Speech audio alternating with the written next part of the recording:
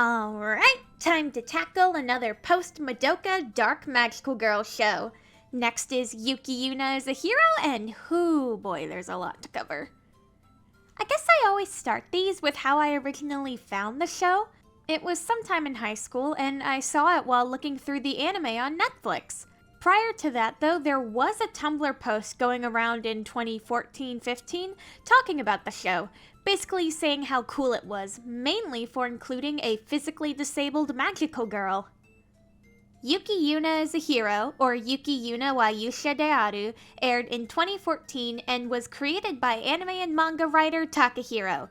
Other works of his include Akame ga Kill, Release the Spice, and Chained Soldier. And while I've never seen or read any of those, they certainly feel indicative of something. Anyway, the series is animated by Studio Gokumi.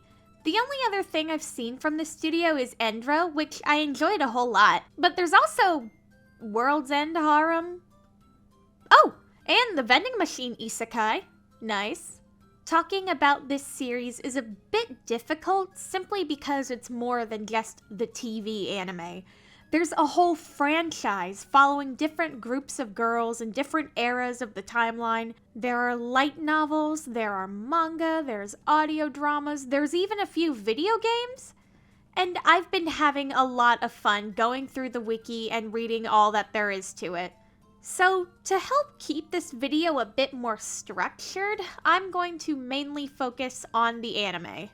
Though, I am considering doing a video where I just go over the Yuuki Yuuna lore and characters and just talk about it, because there are a lot of parts that I find interesting.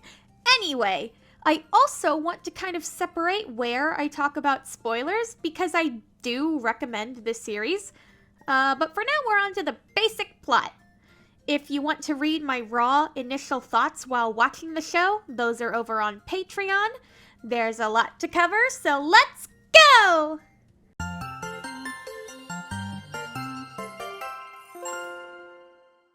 The story follows the Hero Club of Sanshu Middle School, composed of 4 girls who work to aid their community. However, one day their phones begin to blare an alarm as they're transported to a beautiful but strange world. It's in this world that they become heroes of the Sanshu, the deity of their world. With the support of the Taisha, a religious organization who support the heroes, Yuna, Togo, Fu, Itsuki, and eventually Karin fight against monsters known as vertexes. Along with abilities beyond typical human performance, the girls are also each given a fairy, or spirit, that act as a barrier for them both in and outside of battle. They also have the ability to go mankai, or full bloom, which is basically their powered-up form. I really like how this show looks. The animation is great, especially in those big, standout moments. There's something charming about all the backgrounds as well. Most of the locations are your standard school, club room, apartment, shrine, and park. Still, each environment kind of becomes familiar after a while. I don't know why, but I just really like the normal world locations. They all just feel really cozy. The most standout location, though, is the world that they fight in, the Jukai, or Sea of Trees. When a vertex attacks, the Shinju activates the Jukai. Damage here directly translates into the real world, making it imperative that the girls defeat the vertex before too much of the space is burnt. The land transforms into sprawling watercolor roots, and it's just a really cool visual spectacle. On one end is the Shinju, the god that created this safe haven for humanity. On the other end, a vast open ocean? I think it's an ocean. And a wall of vines from which the vertexes approach. It's really neat. Though, sometimes 3D models are used for the girls in the fights, and it's very, very obvious. Fighting is only part of the show, though. Most of the time, it's more of a slice of life, watching the girls go along their daily routines, interacting with one another. Even still, the threat of the vertexes is always hanging over their heads. This series borrows a lot from Shintoism, the native religion of Japan. From design aesthetics to certain rituals, it's very clearly a product of its culture. And that's another part of the show I really like. While researching for this, I wanted to make sure I didn't misunderstand anything from the show that would have been obvious to somebody who was from Japan. So I ended up doing a lot of research, and it's just generally really neat how closely tied to traditional culture Yuuki Yuuna is. That leads me into a bit of a snag though, because part of why I wanted to make 100% sure I wasn't missing any context is the show doesn't explain its own world very well. Most of it I'll go over in the spoiler zone, but for now I just want to say that, yeah, it wasn't a lack of cultural context. This show just didn't explain a lot of things about its world. Whoops! The show is also dubbed. Only the first season, though. It was good. All the actors are amazing, even if the line delivery was a little awkward at times, and the dialogue was a bit clunky in places. All the emotions hit proper when they need to, and the comedic bits are killer every time. Hey, Karin! Do you know this song? Yeah, I've heard it a couple times. Great, let's sing it together. But why are you asking me? I did not come here to make friends with you people. Oh, I understand. You don't want to go after me. 92 points. Yuuna, give me the microphone. The mic! Oh, right! I'll talk more about the dub when going over the characters, which leads me to...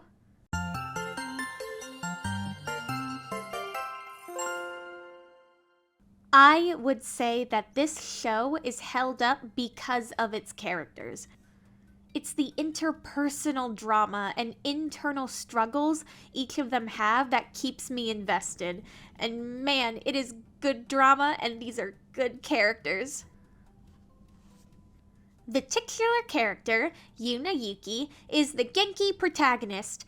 At first, there doesn't seem to be much else to her. However, in the hero chapter, aka Season 2, her entire happy-go-lucky, do-your-best personality is put through the ringer. But even when there was only Season 1, something drew me to Yuuna. I actually started comparing her to Akane from Vivid Red because on the surface, they're the same character. Except Akane annoyed me, and Yuuna really makes me smile. Though that might just be because Vivid Red bored me to tears. Her English VA is Xanthi Win, and the more stuff I realized that she was in, the more I just adored her voice. It's like both cheerful and energetic, but also soft and kind. Mimori Togo is Yuuna's next-door neighbor and best friend. The two of them are rarely seen without one another. While part of Togo's character is centered on Yuuna, that isn't the sole focus of her world. Togo is a smart, classy, and very traditional young woman who is truly ride or die for her friends. She's very tech-savvy, being the one who manages the club's website and that files the requests when they come in. Her sense of humor can be a bit dark, and she's a self-admitted pessimist, but Togo is a kind-hearted person who cares deeply for her loved ones. In English, she's voiced by Erica Harlacher, who I adore so much as a VA and a general person. Speaking of which, I'm pretty sure I recognize that name from Genshin. What character does she... Wait, what? Then the Inobozaki sisters. The older of the two is Fu, and let me just say, I love her. She def brings the real big sister energy to the table. She's the one who started the Hero Club, and who was in contact with the Taisha about the group becoming heroes. Every step of the way, she takes full responsibility. But despite her responsibilities, Fu is goofy and dramatic in the best of ways. When the club puts on performances for elementary kids, she goes all in for the part of the Demon King. She loves to eat and is always looking for ways to improve her girl power. English voice actress is Erica Mendez, and while most people know her as Ryuko Matoi or Retsuko, she'll always be Fu Inobozaki in my heart. The younger of the sisters, Itsuki, is a sweet baby, and I love her so much. She's much more on the shy side, pretty much the exact opposite of her sister, which led to Fu becoming a bit more protective of her. But we watch over the course of the series that dynamic grow and change. Itsuki is still soft-spoken and shy, but we can see the confidence in herself growing. She wants to be someone who stands alongside her sister and not just linger in her shadow. Voiced by Brianna Knickerbocker in one of her earliest anime roles, actually. She sounds so soft and gentle. It's a shame we only hear her for half the show, 'cause reasons.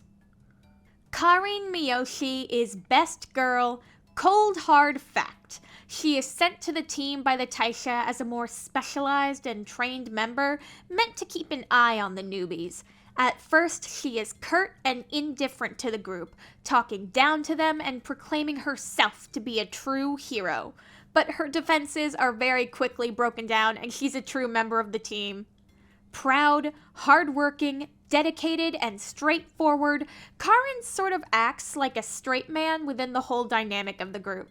She is voiced by Sarah Ann Williams, and she kills it. She kills it so hard.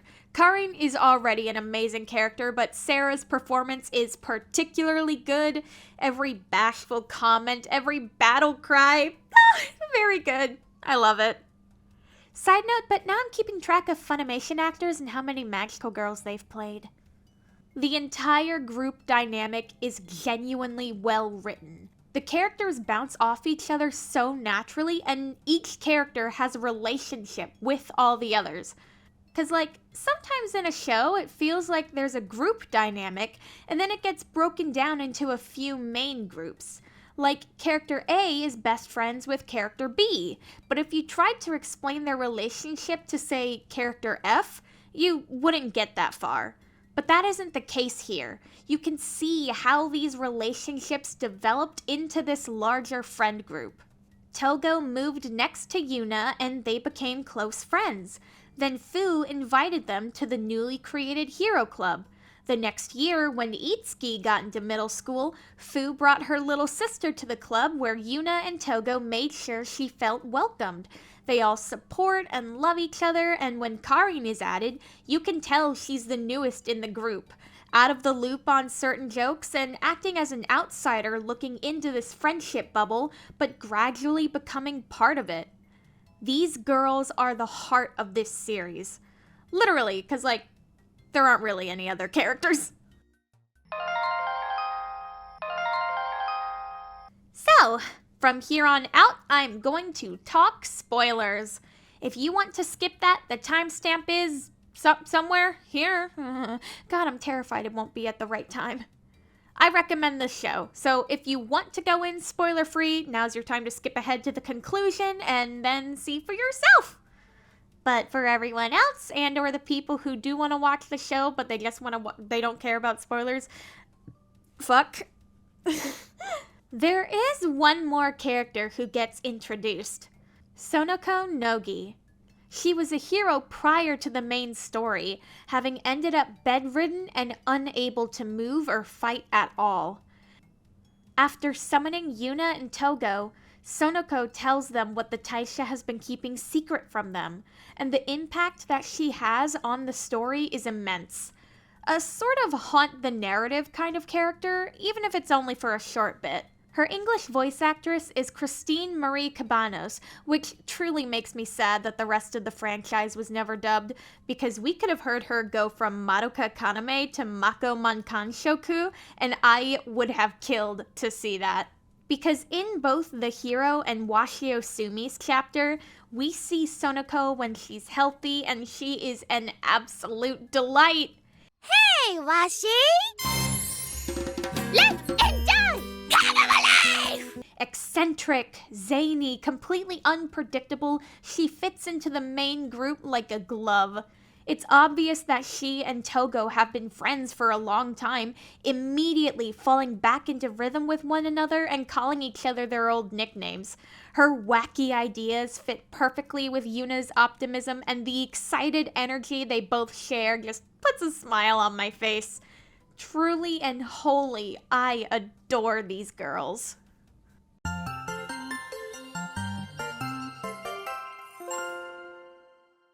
None of the world building is explained in the slightest in the first season of the show. At the very least, not clearly? Okay, so for example, towards the end of the first season, when Togo is being told the truth of the world by Sonoko, she says, "There was never a deadly virus that brought humanity to the verge of extinction." Now, there's a lot to unpack there. The two key pieces of information we are given is that 1, humanity was brought to the edge of extinction, and 2, a majority of people believe that was due to a virus. But, that line is the first time we're told any of that information. This is like episode 10 or 11 of a 12 episode season. That's not something you can just drop on an audience, man. So, after way too long of thinking about it, here is where the story takes place. The fictional city of Sanshu in Kagawa Prefecture on the island of Shikoku, the smallest of Japan's 4 main islands. The entire island is surrounded by a giant wall of thick tree roots. What's outside of that wall? 2 different things, actually. First off, there's the rest of the planet, and presumably the rest of our normal solar system. But the whole rest of the planet is abandoned because 300 years ago the vertexes showed up, humanity drove into a corner, you know. Hence, the giant tree wall. But, while the walls are up, if you were to walk past a certain point, you would enter what I think is the heavenly realm. So there's like a sort of portal connecting these 2 points in space. There's like different gods, because there's the heavenly gods and the gods of the land. And the gods of the land are the ones who like protected humanity and stuff. And the heavenly gods were like, yo, hey, humans, you suck, let's kill you. And, While I feel confident I understand the state of the world now, it took way too long for me to figure it out. And I only started figuring it out because I read the wiki, and holy shit, the wiki story is wild. So if you need help understanding, here you go.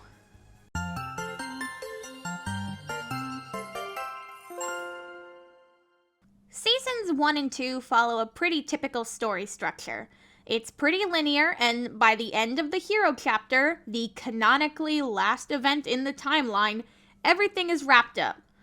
But there's a whole season left, and it is confusing. The 3rd season, Dai Mankai, or the Great Mankai chapter, is weird. There are 3 different stories going on in the 3rd chapter, and in order to accomplish this, the story jumps all over the timeline in a way that is very confusing, especially if you don't know that beforehand. First, we follow Kusunoki Mebuki and her team of sentinels as they explore outside the boundaries of the world after the heroes have defeated the Vertex threat. This takes place after Season 1, but before the hero chapter. Then we cut back to the hero team in the middle of hero chapter, where Sonoko brings out a book she found that's a biography written by one of the first heroes. So we follow that account for the next few episodes, and then finally we go back around, rehash the end of hero chapter, only to add on an extended ending that shows the girls grown up a bit and humanity moving forward and exploring the outside world and all that. And while I really, really loved all that stuff, what? This feels like the anime team wanted to adapt 2 of the light novel stories, but for some reason weren't able to give them their own full anime production. So all they could do was awkwardly tie it together instead. And because these are 2 whole light novels worth of stories shoved into like 3 30-minute episodes each, it feels rushed. And by tacking it onto the anime story, it just generally causes a lot of confusion. And what especially sucks is there are some genuinely sweet moments added to the story that I think are beautiful. Togo remembering and talking with Gin after she's rescued from the gods, Yuuna Yuki meeting Yuuna Takashima in a dream, Karin shouting to the heavenly gods to fight her right then and there. These moments are so good. But unfortunately, in order to experience these moments, you have to watch the story you've presumably already seen before out of order and abbreviated, which is not a great experience. By the way, despite my issues with how these stories are told, the Great Monkai chapter actually has some pretty direct fuck the gods vibes that I'm super into.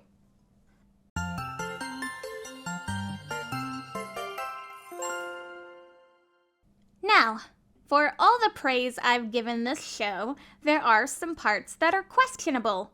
I always talk about the sexualization of the characters, so let's start off with something a bit more unique to this series first. Ableism! For the sake of clarity, ableism is defined as discrimination based on mental or physical disabilities. Ableism can be anything from a building not being wheelchair accessible, coddling or babying someone with autism, to even questioning somebody's disability status because they don't look disabled. Now, why am I talking about this in an anime review? Well, unfortunately, it is an aspect of the franchise, mainly in its first season. When the show starts, Togo is in a wheelchair. Yuuna is often seen pushing her around, but she also moves on her own. There's a chairlift at school. Whenever the girls are sitting down, her wheelchair is folded up nearby. She is treated like every other character. Cool. What's even cooler is how this translates into her magical girl form, because she is just as much a hero as the others. When Togo transforms, she has these bits that extend down from her hair to let her move around, sort of like Doc Ock. Not only that, but instead of fighting up close and personal, she stays back as a sniper, meaning she doesn't even have to move all that much in the first place, just needs to get into position and line up a shot.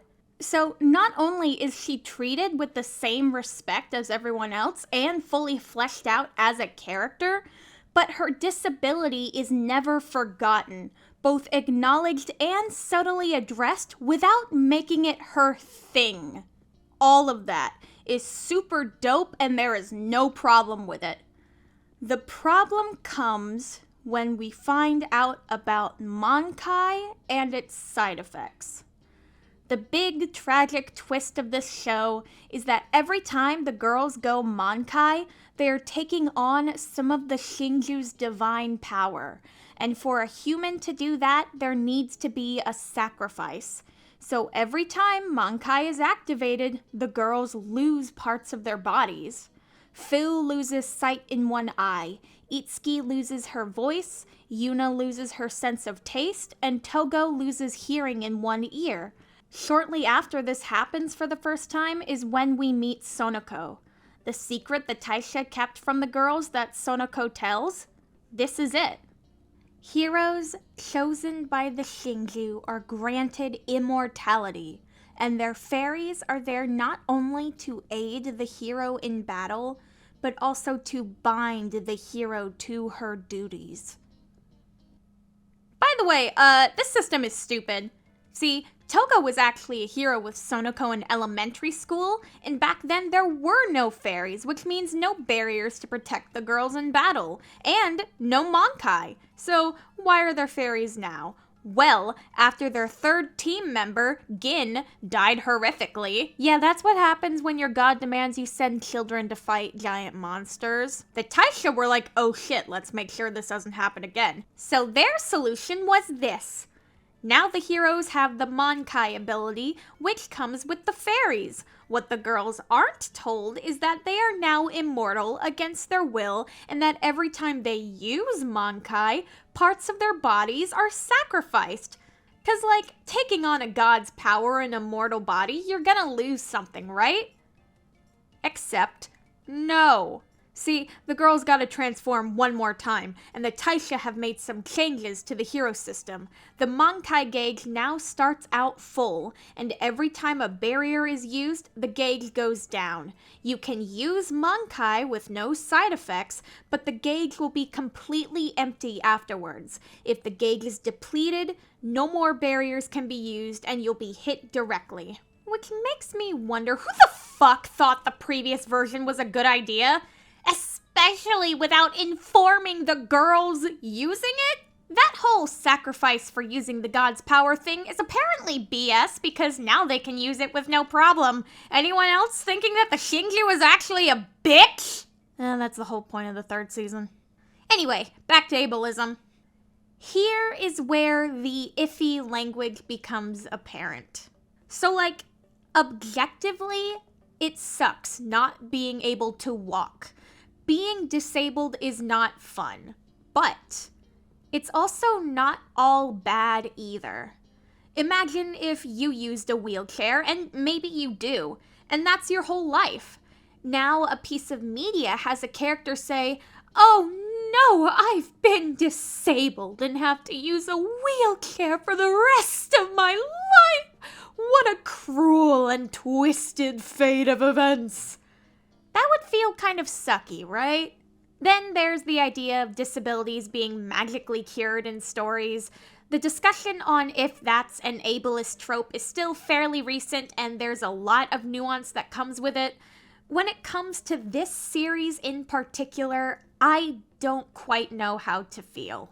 I found an interview with Seiji Kishi, who was the director and a storyboarder for the series, and when asked about Togo and her disability, the interviewer specifically mentioning how the show goes to great lengths to never treat her as disabled, he responds with this.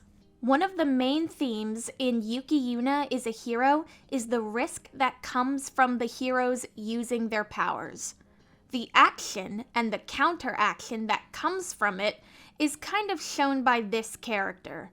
I firmly believe that by drawing a disabled person, I could not do it half-heartedly. People who have physical disabilities, how they live is similar to how people who don't have physical disabilities do.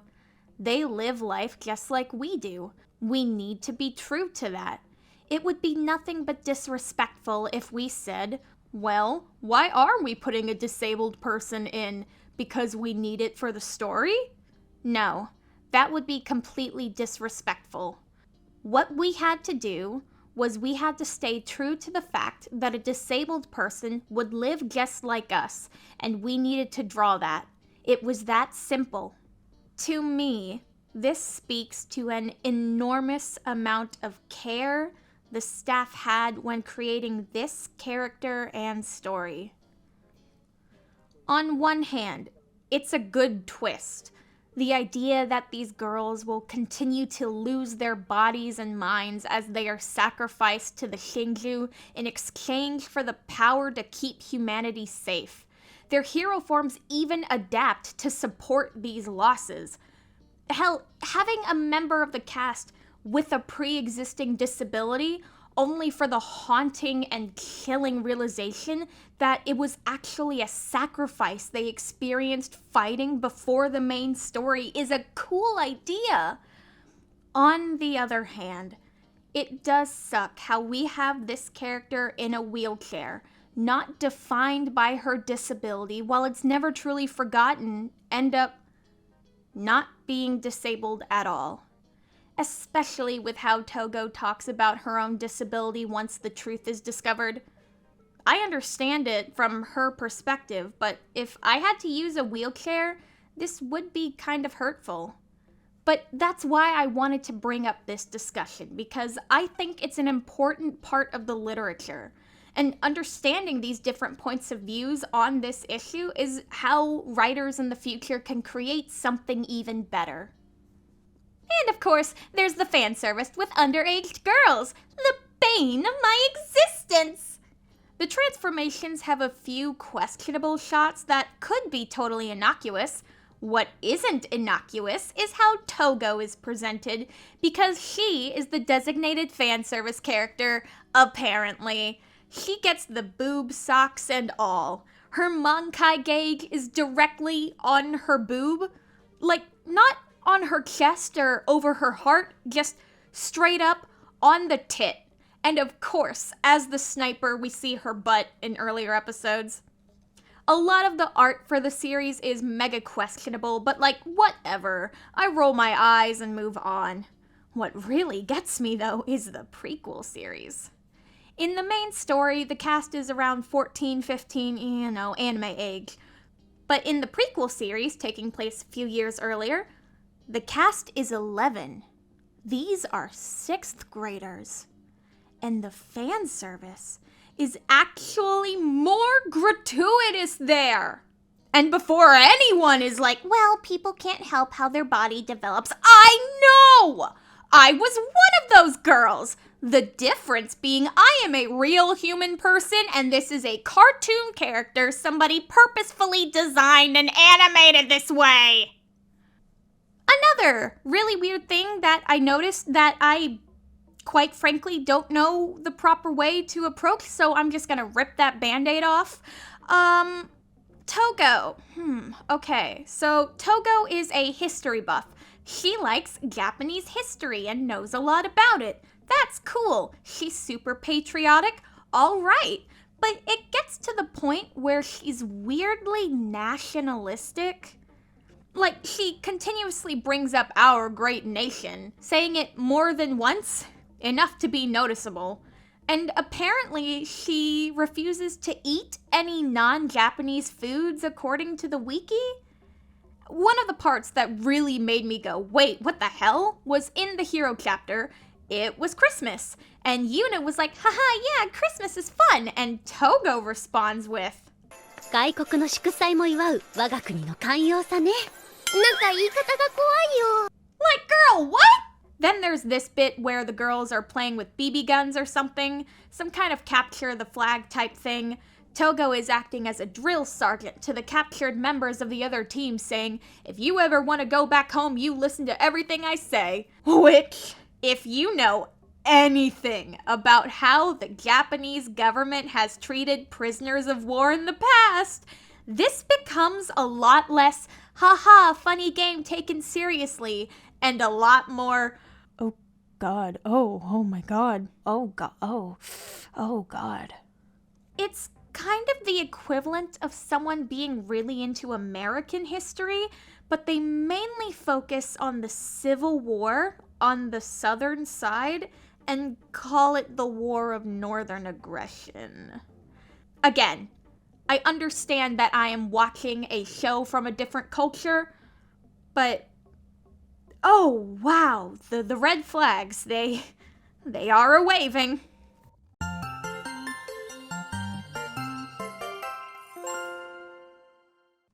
I want to make something clear.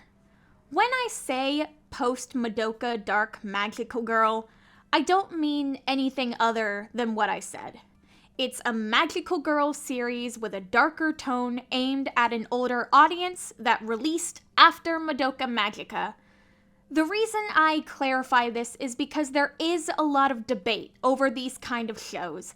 If they're even good, if they're ripoffs, if this phenomenon even exists, as some argue that there have always been dark magical girl shows, which is true, and I think as a whole, this topic is complicated. I do think there is a noticeable spike in darker magical girl shows after Madoka's release and explosion in popularity, but I certainly don't think it destroyed a genre or anything stupid like that. What I am saying is that this niche genre of an already niche genre is often misunderstood. Because of shows like Sight or Spec Ops Asuka, it gets the reputation of being torture fests. But having re-watched Yuuki Yuuna and even watching parts of it that I had never seen before, I can confidently say that is not the case here. That doesn't mean it's completely free of fan service or iffy writing, but as a general experience, I would say it's a good one. So, This is my recommendation because it does get confusing. Start with the first season, duh.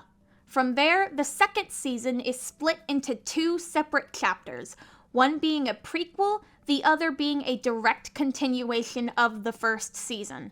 Start with the prequel in Washio Sumi is a hero, then go on to the hero chapter. After that, go to episode 12 of the Great Mankai chapter, as that pretty much picks up right where the hero chapter leaves off, and that way you don't have to go through all the rehashing and weirdly paste other stuff. And if you're part of the I don't want spoilers crowd that skipped ahead to this point and you do want to see all the other extra stuff in Great Mankai, I recommend coming back to this video. Not only because I like when people watch my videos, but also because in the spoiler zone there is some important context about the Great Mankai chapter that I would have liked to know before going in. Despite how often I was deeply confused when watching this show, I came to truly care about these girls. Even if I didn't understand logically why something was happening, I understood why the characters were doing it on an emotional level. To me, at least, the characters are the true core of this show. Altogether, I think this is a worthwhile experience. There are faults, as all stories have, but I believe there is a genuine heart within these characters. I found a translated interview with Takahiro Seiji and another writer for the show, Makoto Uzue, and the love these 3 have for the characters and story is palpable. There is a passion to this series, and that's worth something in my book. And with that, another show is crossed off my list. I need to make a better graphic for this. Whenever I next get motivation, we'll be looking at Magical Girl Raising Project. But until then, the cow is God. There was no other place for me to put this, but I'm pretty sure the cow is God. It's never, like, directly said, but this little bag of strawberry milk is God. The cow is God!